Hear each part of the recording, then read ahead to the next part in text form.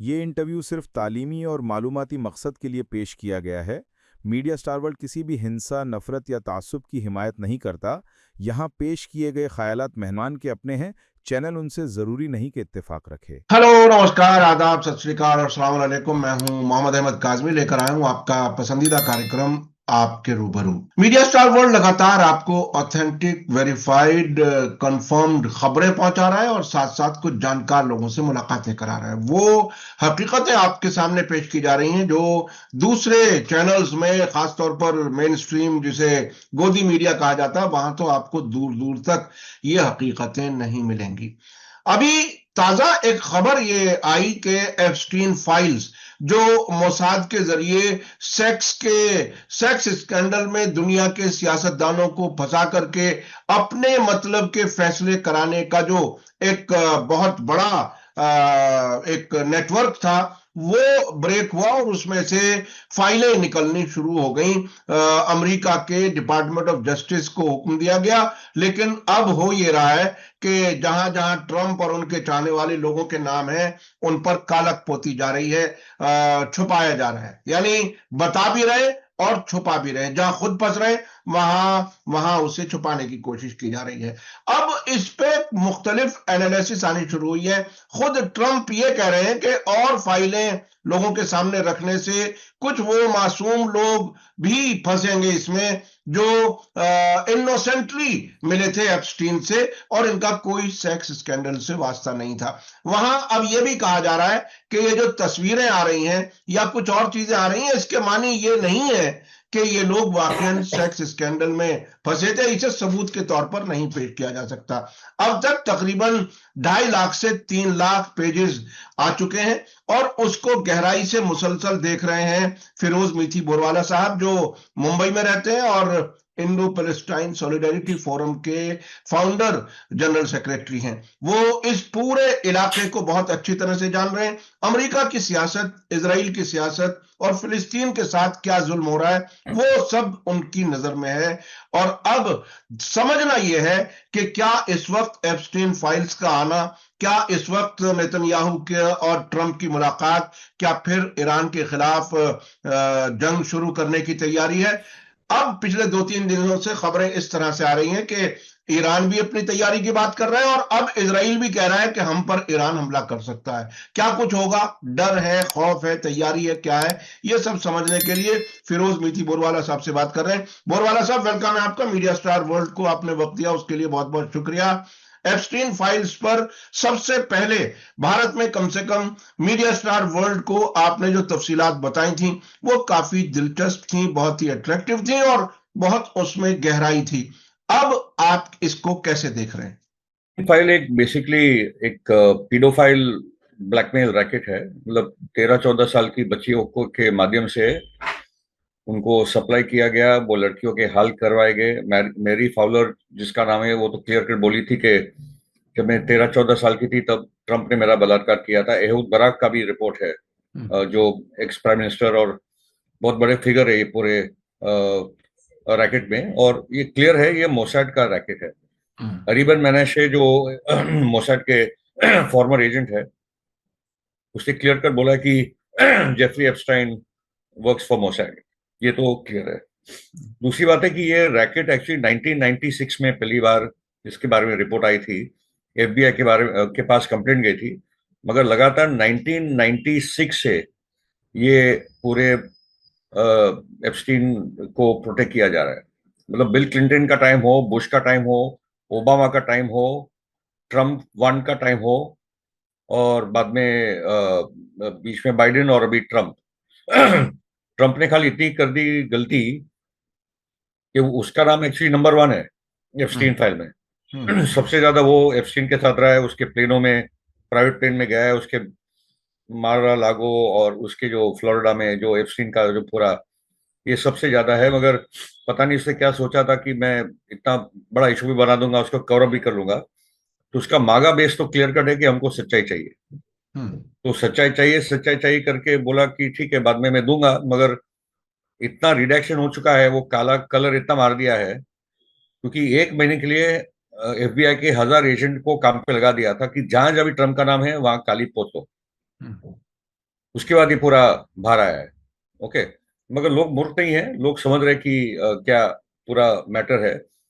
अभी जो गंभीर बात है कि पिछली बार जब ईरान पे हमला हुआ था जून 2024 में, हम्म, उसी टाइम पे जून एप्स्टीन फाइल 2025, बहुत बड़े, जून 2025। सॉरी 2025 में, 25 में, हाँ। हम्म, ये यही साल। हाँ। तो उसी टाइम पे नेतन्याहू जाके बैठ गया था, क्योंकि नेतन्याहू और कहीं नहीं जा रहा है, खाली अमेरिका इजराइल कर, और कहीं जा ही नहीं सकता। वो इंडिया भी आने वाला था, मगर आई थिंक यहाँ इंडियन गवर्नमेंट को भी समझ हो गया होगा कि इतना बदनाम आदमी है कि हम भी इंटरनेशनली हमारे लिए भी मुश्किल हो जाएगी, तो उन्होंने भी नेतन्याहू को फिर आई थिंक मना कर दिया कि भाई तुम आना मत। ओके, एनीवे, ये पांचवी या छठी बार है जो भी नेतन्याहू जा रहा है। आई थिंक ये छठी बार है जो भी हम्म, नेतन्याहू अमेरिका जाके बैठेगा। एप्स्टीन फाइल का मैटर वापस एकदम उबाल पे आ चुका है, तो उसी को लेकर सवाल ये कि वापस वो क्या ट्रम्प को ब्लैकमेल करेगा कि भाई वो तो तुमने कालिक तो पोर्ट लिया है, हम्म, मगर जो एप्स्टीन फाइल का कॉपीज है हम तो हमारे पास है ही, तो क्या हम लोग पब्लिक कर दे? क्योंकि इसराइल को पता है कि जब तक ईरान है तब तक उसके जो टारगेट है ये पूरे इलाके को कब्जा करने का, वो होने वाला नहीं है। ओके, तो और वो भी जानता है कि बिना अमेरिका के परमिशन के, अमेरिका के इन्वॉल्वमेंट के, वो ईरान पे हमला कर नहीं सकता। हम्म, तो क्या वो ट्रम्प को वापस ब्लैकमेल करने जा रहा है और उसी के माध्यम से ईरान पे हमला करवाने की बात है? हम्म, क्योंकि दोनों साइड से, जैसे आपने बताया कि ईरान ने भी बोला कि हम तैयार है, हम्म, अगर तुमने कुछ किया तो इस बार जो हम लोग करेंगे वो तुम देख लेना। और हम्म, वहां से इसराइल भी बोला कि ईरान हम पे हमला करने वाला है। ईरान तो करने वाला नहीं है, ये तो हम्म, क्लियर कट हम्म, है। इसराइल ही ये सब करता है, ये बार बार हम लोगों ने देख चुके हैं। मगर इस बार ईरान की तैयारी बहुत कमाल की है, उसके मिसाइल्स तो है ही, मगर अभी उसके बाद एयरफोर्स की भी तैयारी हो चुकी है। और रशियन फाइटर जेट्स और चाइनीज जो J-10C फाइटर जेट्स है, जो 4.5 जनरेशन वाले फाइटर जेट्स है, ये सब अभी ईरान के पास है। तो इसराइल के पास जो एरियल पावर का एक एडवांटेज था, वो भी लगभग अभी ईरान ने उसको न्यूट्रलाइज कर लिया है। हम्म, वो भी हम लोग देख रहे हैं। तो एप्स्टीन फाइल की पॉलिटिक्स अभी भी जोरों से चल रही है अमेरिका के अंदर। और एक तो है फाइल्स का रिडक्शन जो काला पोता है, हम्म, मगर जो औरतें 26 है जिन्होंने ट्रम्प के खिलाफ बोला है, बहुत सारे जो सर्वाइवर्स है, जो आज भी पब्लिकली बहुत सारे बातें बोल रही है, जो कोर्ट में जाके नाम लेने के लिए तैयार है, अरे भाई उनकी बात सुनो, उनको लेके हम्म, जाओ कोर्ट में, FBI हम्म, उनके साथ बात करे। ओके, तो ये कवर अप हाईएस्ट लेवल्स पे हो रहा है, क्योंकि हाईएस्ट लेवल के American political leaders, Bollywood, media, Democrats, Republicans, सब जगह ये लोग ने, ये मोसाद की जाल फैल गई थी इनको ब्लैकमेल में, मगर ये हम्म, टूट रहा है। बहुत हम्म, सारी चीजें टूट रही है अभी। और डायरेक्टली लोग बोल रहे हैं कि ये पूरा, ये कौन सा हमारा दोस्त है इसराइल, जो मोसाद की एक पूरा ब्लैकमेल रिंग भी चलाता है हम पे लगातार वॉर करवा के हमारे पैसे भी हमारे इस्तेमाल कर रहा है, हमारे सोल्जर भी मरते हैं। तो ये बहुत गुस्सा बढ़ रहा है अमेरिका में, और इसराइल इसको सस्टेन नहीं कर पा रहा है कि इसको अभी क्या किया जाए। अच्छा, अच्छा, ये जो इसके बारे में एक मैं थोड़ा सा आगे आगे बढ़ने से पहले, ये 1996 से कुछ फैक्ट्स आने शुरू हुए जिसके बारे में आपने बताया। उस जमाने में बिल क्लिंटन का मोनिका लेविंस्की वाला अफेयर बहुत पब्लिक में आया था, और एग्जैक्टली, उसमें वो जो खास कपड़े उस वक्त के थे उनको फ्रिज में रखा गया था, ये सबूत के तौर पर। और यह भी बताया गया था कि ये यहूदियों का काम होता है, जो भी अमेरिका का प्रेसिडेंट फिलिस्तीन के हक में थोड़ा सा भी बोलता है तो उसको किसी ना यस, किसी चीज में फंसा दिया जाता है। और ये कहा जाता है कि वहां आमतौर पर पहले टर्म में पूरी तरह से प्रो इजराइल रहता है प्रेसिडेंट, दूसरे टर्म के सेकंड हाफ में थोड़ा बहुत फिलिस्तीन के बारे में बोलना शुरू हो जाता है ताकि वो अपनी क्रेडिबिलिटी बनाए रखे। तो ये क्या मोनिका लेविंस्की वाला मामला भी वही एप्स्टीन फाइल से जुड़ा हुआ था, और क्या उसके बाद भी क्या क्या कुछ था?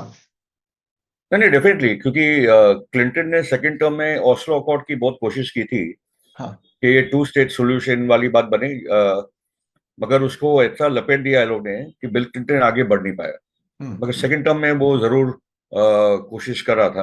हम्म, और एक रिपोर्ट आई थी, क्योंकि बिल क्लिंटन, एहूद बराक, वो टाइम पे एहूद बराक प्राइम मिनिस्टर था लेबर पार्टी का, और यासर अराफात की मीटिंग हुई थी कैंप डेविड में। हम्म, क्योंकि जब ओस्लो अकॉर्ड 93 94 में साइन हुआ था, तो ये था कि 99 तक एक फिलिस्तीनी स्टेट बनेगा, हम्म, और अराफात को जिम्मेदारी दी गई कि तुम इजराइल की सिक्योरिटी की गारंटी तुम दो। ये तो हम्म, इतनी अजीब बात है। हम्म, हम्म, तो यासर अराफात ने जो रेजिस्टेंस है उनको पकड़ना, जेलों में डालना, ये सब करते गया। यासर अराफात अनपॉपुलर होते गए, बोला मैं तो सब काम कर रहा हूँ, मगर तुम्हारे सेटलमेंट्स तो वेस्ट बैंक में बढ़ रहे हैं, तुम तो हम्म, तुम्हारा काम कर रहे हो, हमारे पास है क्या? हम्म, तो फाइनली एक मीटिंग हुई थी और बिल क्लिंटन, एहूद बराक और अराफात कैंप डेविड में बैठे। हम्म, तो एहूद बराक और पूरा बाद में बिल क्लिंटन ने इन पे फॉल्ट डाला कि जो फेलियर टॉक्स हुए वो यासर अराफात का फॉल्ट था। हम्म, मगर बिल क्लिंटन के साथ जो ऑब्जर्वर थे एक अमेरिकन, उन्होंने पूरी किताब लिखी। हम्म, ये किताब बहुत ही इंपॉर्टेंट है। वो एक आई विटनेस अकाउंट है कि अराफात को जो चॉइसेस दिए गए, नंबर वन, हम्म, कि जो वेस्ट बैंक है उसमें जहां जहां भी इजरायली सेटलमेंट है वो रहेंगे। हम्म, तो अराफात बोले कौन सा देश दे रहे तुम मुझे, हम्म, यहाँ इजराइल सेटलमेंट, वहां इजरायली सेटलमेंट, तो मैं कौन सा देश लेके बैठूंगा भाई? हम्म, दूसरा बोले कि जो जेरूसलम है वो तुमको मिलने वाला नहीं है, तुम्हारा कैपिटल। एक गांव है अबूदीस जो दूर है वहां से, वो तुम्हारा कैपिटल रहेगा। अराफात ने बोला विदाउट ईस्ट जेरूसलम हमारा कोई स्टेट का मतलब नहीं है। हम्म, हम्म, और तीसरा, जितने इंटरनेशनल रेजोल्यूशंस पैलेस्टाइन के हक में है और हम्म, इसराइल पैलेस्टाइन को लेकर लगातार जो यूनाइटेड नेशन में पास हुए हैं, तो अराफात को बोला गया कि आज जो तुम हमारे साथ साइन करोगे वो जितने यूएन के पहले रेजोल्यूशन है वो कैंसिल हो जाएंगे। तो हम्म, अराफात ने बोला ये तो तुम मुझे बोल रहे कि मैं मेरे मेरे पूरे लोगों को सुसाइड करवा दूं, वो हम्म, मैं नहीं करने वाला। हम्म, तो जो अराफात को नोबेल प्राइज दिया गया था, उसके बाद तुरंत उसको वापस आतंकवादी घोषित किया गया। ओके। और बाद में रमाला में जाकर वो रमाला के ऑफिस से निकल ही नहीं पा रहा था। तो सन 2000 से 2004 तक रमाला में वो कैदी रहे अपने ऑफिस में। फाइनली सन 2004 में उसको पॉइजन देकर मरवा गया। क्योंकि अराफात ऐसे लीडर थे कि आखिरी पैलेस्टीन लीडर जिनका जो इंटरनेशनल कट था, वो किसी भी लीडर को फोन पे उठाकर बात कर सकते थे, उनका वो कनेक्शन था। तो इसराइल का वो लीडरशिप ही खत्म कर दी थी, उसमें वो सक्सेसफुल रहे। मेरा मानना है कि मोहम्मद दलान करके जो पैलेस्टीन लीडर है जो बहुत इसराइल के करीब है, बार बार कोशिश हुई है कि फतह और पीएलओ की लीडरशिप में मोहम्मद दलान को लीडरशिप दी जाए, तो उसके माध्यम से ही इसको पॉइजन करके अराफात को मार डाला। और जो एक सेकुलर नेशनल लीडरशिप थी वो अराफात के साथ वो लगभग खत्म हो गई। उसके बाद वो कैरिज्मेटिक लीडर थे नहीं। और जो एक्चुअली जो मरवान बारगुती जो एक्चुअली रिप्लेस आज कर सकते हैं अराफात को, वो असली सक्सेसर है वो पूरे लाइन के सेकुलर नेशनलिस्ट लीडरशिप पे। आज मरवान बारगुती लगातार 2001-2 से सेकंड इंतफादे के बाद जेल में है। और जो लेटेस्ट रिपोर्ट आई है कि मरवान बारगुती को इतना टॉर्चर किया है, उसको कान को निचोड़ा है, उसके रिब्स को तोड़ा है, उसकी बीवी और बेटे, जो भी एक रिपोर्ट आई है, बहुत बुरा हाल है मरवान बारगुती के। जो लगातार आदमी नेल्सन मंडेला से लगभग उसी लेवल के दर्जे पे आज मरवान बारगुती का मैं तो देखता हूँ, दुनिया भी देखती है काफी हद तक। तो ये ट्रेजेडी है कि वो पूरी लीडरशिप इन्होंने खत्म कर दी थी। मगर आपकी बात सही है कि मोनिका लेविंस्की के माध्यम से ही इन्होंने बिल क्लिंटन को ऐसा फंसा दिया उसके सेकंड टर्म में कि वो ज्यादा कुछ फाइंड नहीं कर नहीं पाया। मगर पैलेस्टाइन वाला जो क्लिंटन की एफर्ट थी उसी में वो न्यूट्रलाइज हो गया। और ट्रम्प को भी और बाइडेन को भी और जितने ये जो लगातार जो पिछले 20-25 साल से हम लोग देख रहे हैं, ये रैकेट तो 80s और 90s का है। 96 में पहली बार कुछ 96 में पहली बार एक रिपोर्ट एफबीआई के पास गई कि ऐसा कुछ हो रहा है। 96 से ये कवर अप चल रहा है, 96 से कवर अप। अच्छा तो अच्छा, थोड़ा सा आगे आगे बढ़ने से पहले, क्योंकि वक्त जाहिर हमारा लिमिटेड होता है आपका से जब हम बात करते हैं, और सोशल मीडिया की मजबूरी भी है, क्या अभी तक हम उस पर अब वापस जाएंगे कि नेतन्याहू और ट्रंप की मुलाकात में ये ब्लैकमेल का क्या उम्मीद है, उस पर हम बात करेंगे। क्या भारत के भी कुछ नाम आए हैं अभी तक एप्स्टीन फाइल्स में? आई थिंक हरदीप पुरी को लेकर कुछ बात आई जो आईएएस अफसर और मोदी सरकार में है, उससे ज्यादा कुछ नहीं है। क्योंकि एप्स्टीन वैसे कोई एप्स्टीन की जरूरत नहीं है, जो कांड चलते रहते हैं तो वो तो चलते रहते हैं। जी जी जी। मगर एप्स्टीन सिर्फ ये काम नहीं करता था, वो एक फिक्सर भी था, इकोनॉमिक फाइनेंशियल मीटिंग्स भी करवाता था और कई तो डिप्लोमेटिक काम भी करता था। बहुत सारे उसके रोल थे। ओके। क्योंकि वो डीपली कनेक्टेड था इजरायली सरकार के साथ। जैसे मैंने बोला, एहूद बाराक तो फॉर्मर प्राइम मिनिस्टर थे। तो इस ये मतलब एप्स्टीन फाइल्स जो थी, जो एप्स्टीन का जो ये नेटवर्क था सेक्स के जरिए पॉलिटिशियंस को फंसाने का, नंबर 1 उसका शिकार खुद अमेरिका के ही पॉलिटिशियंस को फंसाया गया ताकि इजराइल के लिए फैसले लेते रहें। उसके अलावा दूसरे मुल्कों में भी उस किस्म का काम किया गया और नेताओं को फंसाया गया ताकि इजराइल की मर्जी के, इजराइल की सपोर्ट में फैसले ले सकें। अच्छा, मैं वापस चलना चाहता हूं ट्रंप और नेतन्याहू की मुलाकात में। अब ये ब्लैकमेल वाली जो बात आपने कही, वो कहां तक क्या कुछ इसमें हो सकता है, क्या इम्कान लग रहे हैं? ये देखना है कि अभी देखो फरवरी में इलेक्शन है, तो नेतन्याहू को जीतने के लिए कुछ तो बड़ा कांड करना होगा, उसकी ताकत दिखाने के लिए। पता नहीं वो कितने, और क्योंकि रोज तो लेबनान पे बॉम्बिंग, सीरिया पे बॉम्बिंग, गाजा में तो रोज लोगों को मार रहा है, वेस्ट बैंक में सेटलमेंट्स भी बढ़ा रहा है, और उनका आया है कि अभी गाजा में हम लोगों ने जो ले लिया वो ले लिया है, और नॉर्थ गाजा में भी आने के टाइम पे सेटल करेंगे, ये सब बोल रहे हैं। इसराइल जो कोलैप्स मोड में है वो है। ओके, ये चल नहीं पाएगा। इकोनॉमिक कोलैप्स भी है, पॉलिटिकल कोलैप्स वर्ल्ड वाइड है। अभी जो बॉन्डाई बीच ऑस्ट्रेलिया में भी जो हुआ था, वो सब मोसाड का एक ऑपरेशन था, ताकि वो एंटी सेमिटिज्म के नाम पे फिर ऑस्ट्रेलियन सरकार को झुका सके। और उसका कि जो इंक्वायरी होगी उसमें ईरान को फंसाने की बात है। ईरान ने किया ईरान है। ईरान ओके, ईरान को किसी न किसी तरह से फंसाएंगे उसमें, बोंडाई हाँ वाले हाँ उसमें। हाँ, और तो ये अहमद कोई अल मानने अहमद वाला ने जो नहीं है। काम किया, हाँ अहमद अल अहमद ने जो काम किया सिडनी में, उनके उस प्रोजेक्ट को काफी हद तक नाकाम कर दिया। अभी जी। अभी और क्या देखिए, अभी एक बहुत ही दिलचस्प बयान में देख रहा था, कितना दोगलापन इन मुल्कों की हुकूमतों में है। अमेरिका ने इजराइल पर इल्जाम लगाया है, ये देखिए कितना इंटरेस्टिंग टर्मिनोलॉजी है। अमेरिका ने इजराइल पर इल्जाम लगाया है कि वो अरबों को भड़का रहा है, ये गाजा में सेटलमेंट बसाने की बात कह करके। इजराइल के डिफेंस मिनिस्टर इजराइल कर्ट्ज ने यह बयान दिया है कि अब गाजा में हम अपनी बस्तियां बसाएंगे। इजराइल, अमेरिका नाराजगी जाहिर कर रहा है। यह क्या तमाशा है, क्या चीज है ये? नहीं, एक्चुअली वही पॉइंट है कि जो ट्रम्प की जो स्टैंडिंग है, ट्रम्प पीस मेकर, मैंने वॉर रुकवा दी, भी मैं यहाँ गाजा में बसाऊंगा लोगों को वगैरह।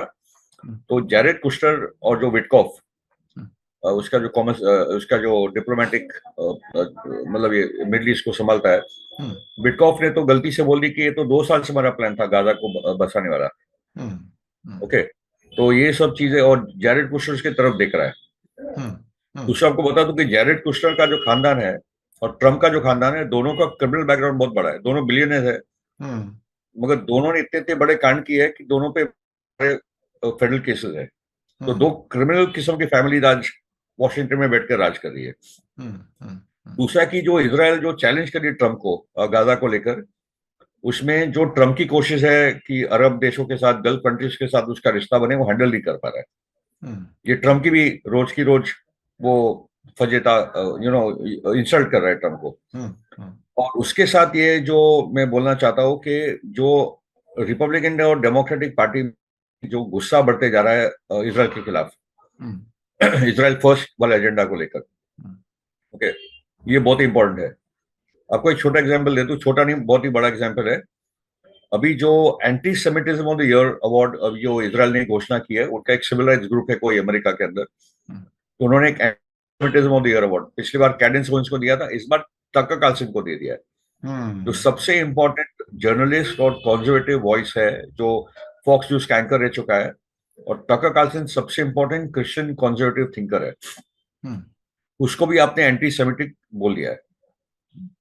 और आज ऐसा कि आपको अगर एंटी सेमिटिक इजराइल बोलता है तो आपके लिए एक बहुत बड़ा अवार्ड है।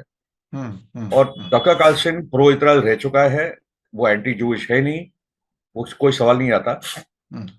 मगर टकर कार्लसन का बोलना बहुत सिंपल है कि भाई क्रिश्चियनिटी हमको नहीं सिखाता कि आप गाजा में बच्चों का जो नरसंहार हो रहा है उसको सपोर्ट करो। इजरायली सरकार वो नहीं है जो इजराइल का जिक्र बाइबल में हुआ है। ऐसा जरा भी नहीं है कि you have to bless Israel and you will be blessed वगैरह, वो सब झूठी बात है। वो जीसस क्राइस्ट आने के बाद वो पूरा रिप्लेस हो गया है। क्रिश्चियन थियोलॉजी को लेकर जो डिबेट चल रहा है वो टकर कार्लसन बोल रहा है कि जो चोजन पीपल है, वो जो अभी जीसस पे मानते हैं वो चोजन पीपल है, जो नहीं मानते वो खत्म हो गया मामला। ओके, उसके साथ इनका बोलना कि जो वॉर्स हुए हैं पोस्ट 9/11, उसमें अमेरिका का नुकसान हुआ है, $8 ट्रिलियन का खर्चा हुआ है, हमारा इंफ्रास्ट्रक्चर यहाँ टूट रहा है, हमारा पैसा इधर लगातार लेके जा रहा है, हमारे सेनाएं मर रही है उसके लिए, ये सब बंद होना चाहिए। जैसे बाकी के देशों के साथ हम लोग प्रॉफिट एंड लॉस का देखते हैं, वैसे इजराइल के साथ होना चाहिए। ये बंद आंखों से कि इजराइल हमारा दोस्त है और उसके लिए जान मिटा दे हम लोग, जो क्रिश्चियन जायनिस्ट का प्रॉब्लम है, ये सब बंद होना। मिर्ची बरवाला साहब, इसका मतलब ये हुआ कि टकर कार्लसन का नजरिया तकरीबन वही है जो नेटूरी कार्टा जो ग्रुप है यहूदियों का, जो ये कहते हैं कि ये वो इजराइल नहीं है जिसका तौरा में जिक्र है, और वो उसके पीसफुल डिसमेंटल के लिए दुआएं करते हैं। और अब कुद्स की रैली में रमजान में जो होती है उसमें वो लंदन में और वॉशिंगटन में शरीक नजर आते हैं, और वो बाकायदा ईरान में यहूदियों से मुताल्लिक कोई इशू होता है तो वो वहां के कॉन्फ्रेंसेस में भी अटेंड करते हैं। इसका मतलब टकर कार्लसन जैसा आदमी जो जायनिज्म को यानी एक तरह से सपोर्ट भी करता रहा एक जमाने में, आज वो इतना रियलिस्टिक होकर के बात कर रहा है, तो एक तरह से खुद इजराइल का बेस, नजरियाती बेस जो है वो काफी कमजोर होता नजर आ रहा है। अब आगे क्या, आप जो 2028 की डेडलाइन कह देते रहे हैं, आप अब भी उस पर कायम है सर? जी, वो इम्प्लोजन तो चल ही रहा है ना, देखो, क्योंकि 2026 में अभी जो मिड टर्म इलेक्शन आने वाले हैं, उसमें बहुत दो इश्यूज है अमेरिकन पॉलिटिक्स में जो केंद्र में है। नंबर वन है, पूरा का पूरा घूम रहा है इजराइल के इर्द, इसका भी क्या किया जाए। ओके, क्योंकि दोनों पार्टियों में समझ आ गई कि इजराइल लॉबी ने हमको बेवकूफ बनाया है। ओके, और दूसरा अफोर्डेबिलिटी का जो मामला है, जो जोरान ममतानी, ये दोनों इश्यूज पे वो जीता। ओके, और अफोर्डेबिलिटी की आप बात करोगे तो बाद में ये बात आएगी कि हमारा कितना पैसा इजराइल जा रहा है, वहां universal health care, free education है, सेटलर्स को पूरा पैसा हमारा जा रहा है, हमारा पैसा वहां क्यों जा रहा है भाई। तो अफोर्डेबिलिटी के इशू पे, और बहुत सारे भी कैंडिडेट्स अमेरिका में दोनों पार्टियों में जो तैयारी चल रही है वो इजराइल के खिलाफ क्लियर कर बोल रहे, गाजा जेनोसाइड का सवाल उठा रहे, और बाद में हमारी फॉरेन पॉलिसी का कितना नुकसान हुआ इजराइल के साथ जाके। ओके, तो ये 2026 का भी चुनाव मिड टर्म में बहुत इंपॉर्टेंट है, इसलिए नेतन्याहू की तरफ से आई थिंक दो काम होने वाले। एक तो ईरान पे हमले की पूरी तैयारी इसकी चल रही है, क्योंकि फरवरी में खुद इलेक्शन है, और जो हम लोगों ने वॉशिंगटन डीसी का अटैक देख लिया था, उसके बाद बोंडाई बीच का जो फॉल्स फ्लैग हुआ है, तो मेरा मानना है कि नेतन्याहू कुछ ना कुछ बड़ा कांड करवाएगा अमेरिका के अंदर, क्योंकि एफबीआई जो कैश पटेल है वो भी उनके कंट्रोल में है, सीआई का चीफ भी उनके कंट्रोल में, और ट्रम्प भी उनके कंट्रोल में। ओके, ये तीनों जो प्रेसिडेंट, सीआईए और एफबीआई, तीनों के तीनों आज इजराइल के कंट्रोल में है। तो कुछ ना कुछ बड़ा आतंकवादी हमला नेतन्याहू और उसका जो मोसाद नेटवर्क है वो अमेरिका में करवाएगा आने वाले नेक्स्ट ईयर में। ये बहुत बड़ी बात आप कह रहे हैं कि खुद नेतन्याहू, मोसाद के लोग अमेरिका में कोई बड़ा आतंकवादी हमला करा सकते हैं, और ये इसी तरह से एंटी सेमिटिज्म का फिर वो माहौल बना करके और अपना सियासी फायदा उठाते हैं। एक और आवाज आ रही है इजराइल में अपोजिशन की तरफ से कि कतर गेट नाम का एक स्कैम हुआ। कतर में इजराइल के वहां से बाकायदा डॉक्यूमेंट जाहिर हुए थे जिसमें बताया गया था कि कतर के जरिए प्रोपेगेंडा पे खर्च करने के लिए पैसा दिया गया था, और नेतन्याहू के जो स्पोक्स पर्सन रह चुके हैं वो बाकायदा अब खुल करके कह रहे हैं कि नेतन्याहू को सब कुछ मालूम था और उन्होंने ही ये खबर लीक कराई थी। और अब अपोजिशन की तरफ से मांग वहां ये आ रही है कि शिनबेट और दूसरी एजेंसियों को नेतन्याहू के रोल पे जांच करनी चाहिए। ये तो एक और मुसीबत आ गई है नेतन्याहू के लिए मुल्क के अंदर, खुद अपने इजराइल के अंदर। उसे कैसे कैसे देखेंगे, क्या उसका नतीजा क्या होगा?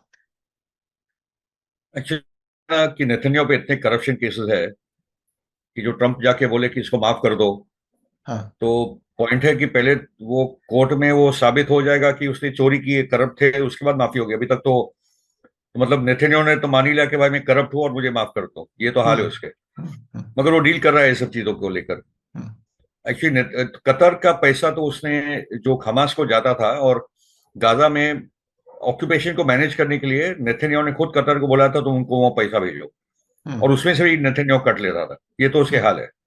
वो नेतन्याहू और उसकी बीवी दोनों को बहुत ही ग्रीडी है, पैसे का बहुत ये लोगों ने लूट किया है।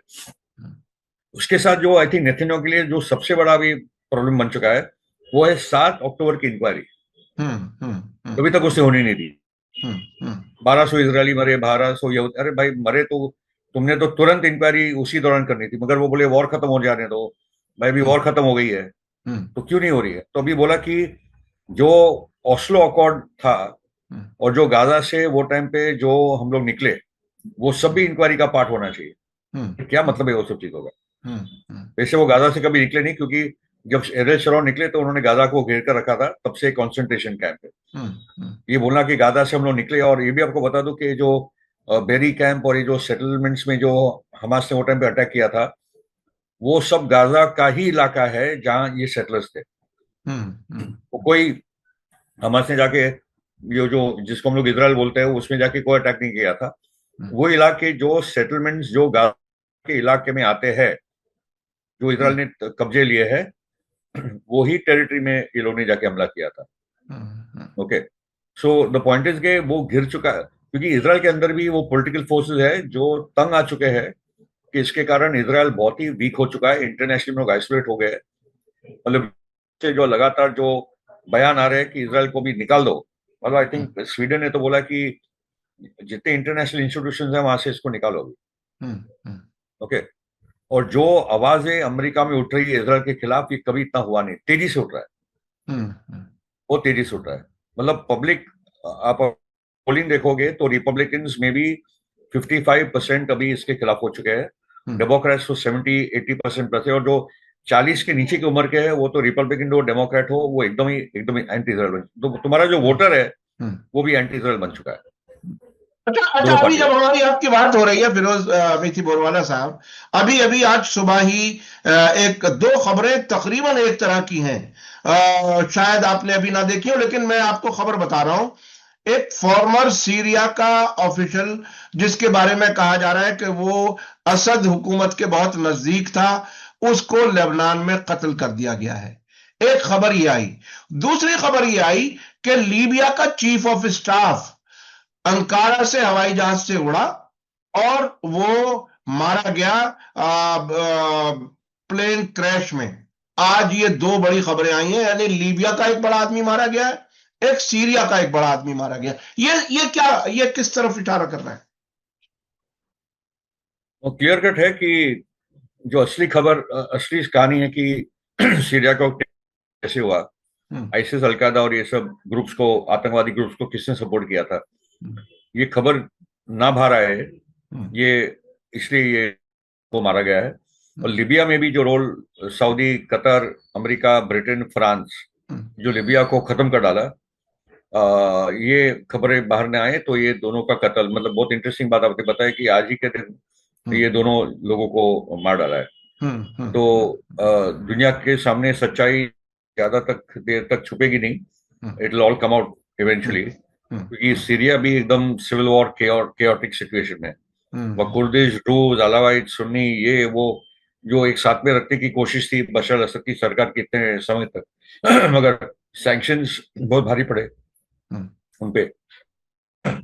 और अब तुर्की ने ये पोजीशन ली है कि जो सीरियन डेमोक्रेटिक फोर्सेस हैं, एसडीएफ, जो अल शरा हुकूमत को ज्वाइन करने वाले थे, वो ज्वाइन नहीं करेंगे।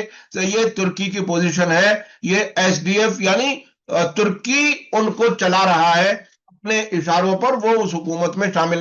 और पिछले दिनों अमेरिका के कुछ फौजियों पर हमला हुआ सीरिया के अंदर, और उसके जवाब में अमेरिका ने 70 उनके मुताबिक आईएसआईएस दाइश के ठिकानों पर उन्होंने हमला किया है। तो ये तो सीरिया भी एक तरह से बॉइलिंग पॉइंट की तरफ बढ़ रहा है। क्या अहमद अल शरा दमिश्क में बैठे हुए कुछ कंट्रोल कर पाएंगे? क्या है? नहीं, आउट ऑफ कंट्रोल ही आने वाला है, क्योंकि इतने कंटेंडिंग फोर्सेस, तुर्की का अपना रोल, इसराइल का अपना रोल, अमेरिका वहां फंसा पड़ा है, कुर्दिश एजेंडा, तो ये एक जो एक वैक्यूम है वहां, पावर का वैक्यूम को अगर एक देश चलाना है तो सभी फोर्सेस को मिलकर टेबल पे बैठकर आपको चलाना है। और ये जोलानी आइसिस का वो मिजाज है नहीं, तो ये भी एक बहुत मसला है। और वहां से इसराइल का अपना प्रेशर है, तुर्की का अपना प्रेशर है, तो ये प्रेशर्स को असद डील कर पा रहा था। ये लोग की ये नहीं। और वैसे भी अल शरा भी कोई यहाँ का पैदाइशी नहीं, वो भी सऊदी का पैदाइशी है। तो बहुत ही क्राइसिस में और उसमें सीरिया जा चुका उसमें है। उसमें एक बहुत ही दिलचस्प वाकया ये है, जिस दिन अमेरिका ने सीरिया में 70 ठिकानों पर बमबारी की, उसी दिन अहमद अल शरा ने ट्रंप को थैंक यू बोला कि आपने हमारे खिलाफ पाबंदियां हटा दी।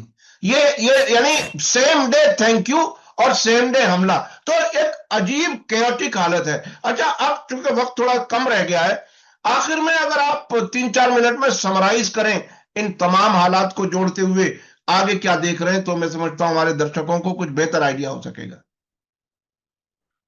बेसिकली नेतन्याहू क्राइसिस में है, उसके करप्शन के मैटर्स को लेकर। फरवरी में इलेक्शन है, वो कुछ भी करके चाहता है कि वो इलेक्शन जीते, और वो इलेक्शन का जीतने का रास्ता देख रहा है कि ईरान पे हमला। मूर्ख है, I don't know what is actually thinking. मगर वो अभी जो अमेरिका गया है, वापस ट्रंप पे प्रेशर ले गया है कि मैं ईरान पे हमला करना चाहता हूँ, मुझे अमेरिका का पूरा सपोर्ट चाहिए। और एप्स्टीन फाइल के माध्यम से वो ब्लैकमेल ट्रंप को करेगा। वहां मेरी मेडल्स ने भी $250 मिलियन और दे दिए ट्रंप को, बोला कि और 4 साल तुम्हारे होने चाहिए।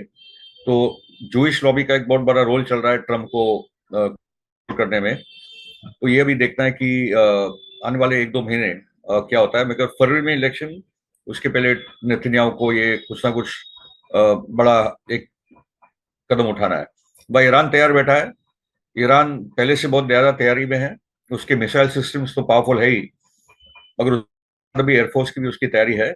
J-10C फाइटर जेट्स और रशिया के जो लेटेस्ट सुखोई Su-35 वगैरह जो है।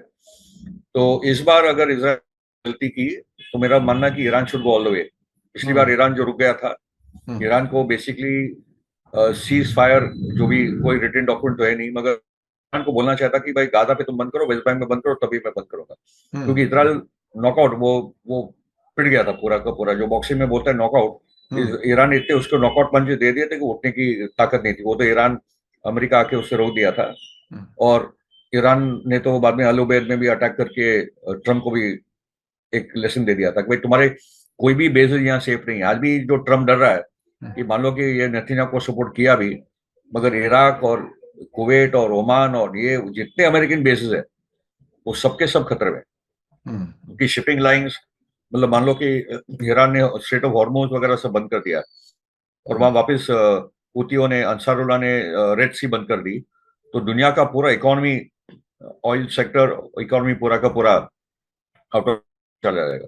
और ये ट्रम्प के लिए भी बहुत खराब है, क्योंकि आने वाले साल में वहां जो इलेक्शंस है और इन्फ्लेशन के कारण भी ट्रम्प अभी जो जहां जहां भी हारे है, तो उसमें बहुत बड़ा फैक्टर ये सब है।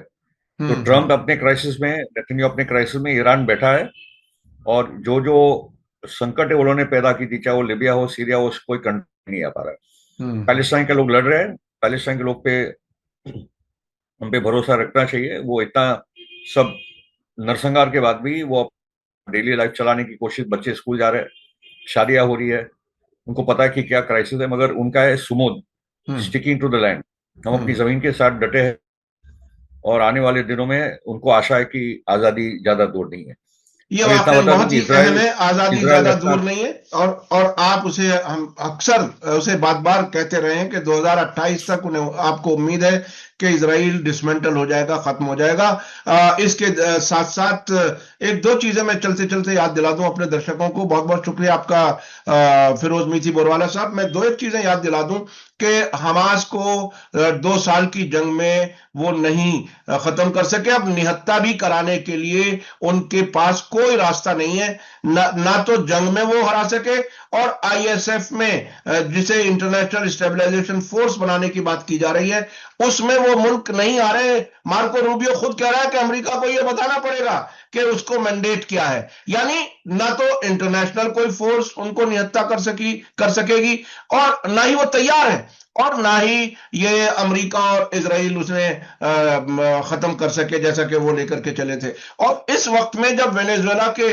जहाजों पर कब्जा किया जा रहा है बार बार, ईरान का एक शिप वेनेजुएला की तरफ बढ़ रहा है और उसे कोई नहीं रोक पा रहा। ये भी एक तरह से ताकत का इंडिकेशन है जो ईरान दिखा रहा है। बहुत बहुत शुक्रिया फिरोज मीठी बुरवाला साहब। इसमें मैं खाली जोड़ दूं कि 31 दिसंबर का डेडलाइन ट्रंप ने हिजबुल्ला को दिया कि तुम निहत्ते हो जाओ।